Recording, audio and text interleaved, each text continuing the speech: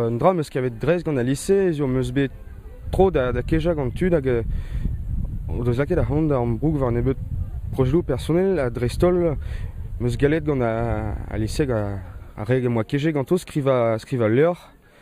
Hag o deus bet sikouret ar c'hannon pe fe un tamm war ar skriva pe war an nijin.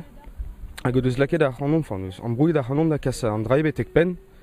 Din an ur blav ar va blavez diveza lise meus bet tro da skrivan dra da velet a leur don ermez.